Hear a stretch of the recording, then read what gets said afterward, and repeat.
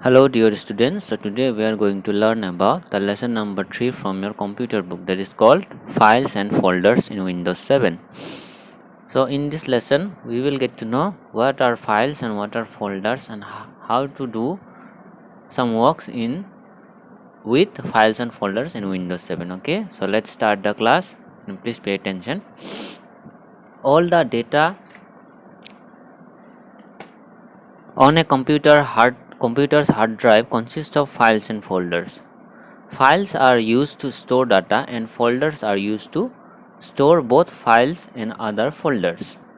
What is a file? A file is like a document. It's an item contains a collection of related information. And a file is represented by an icon. Icon means some pictures from which we can determine what type of file that is. Okay, these are the icons of some files. Okay, by looking at the files icon we can tell what kind of file it is. Okay, so now comes to the next point, that is called a folder. What is a folder? Here it is, a folder. A folder is like a cabinet in which we can keep our files. Folders are a collection of files. We can store countless number of files in a folder. Folders can also store other folders. A folder within a folder is called a subfolder. So you knew about what files and what are folders. Okay, so now we will go to the next point, that is called organizing files and folders. Keeping files organized in folders can help us when we are working with our computer. We can use folders to sort our files into separate categories and place shortcuts to our favorite on the desktop for easy access.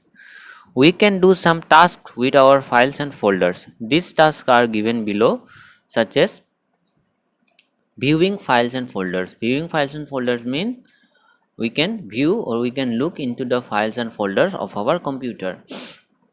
There are some steps that we can take to view our files and folders, like click on the start button. To start button will menu will appear. Click on your username, Windows 7. Like this type of steps we can take to view the files and folders within our computer. Okay,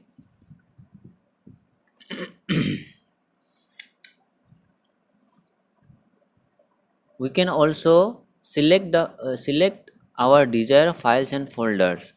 There are some steps to select any file or folder in our computer also, and we can also select multiple files at once. After selecting some files or some folders, we can also deselect the files that we don't need, or we can deselect a folder also. We can also copy files and folders, or we can move the files and folders to other folders or other drives. There are steps that are given in this lesson which by which we can copy or move some our files or folders. These are the steps we can take to copy or move a file or folder. And we can also create a new file or new folder within our folder or within our drives. Okay, and we can also delete a file or we can also delete a folder. After deleting a file mistakenly, we can also restore the deleted file or the folder from our computer.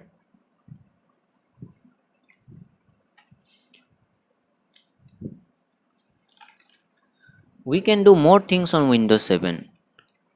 We can do more things, various more things we can do in Windows 7. We can use touch screen monitors with Windows 7. We can also use touch screen monitors that we can touch and do works with our fingers. There is also a new feature in Windows 7 called the jump list.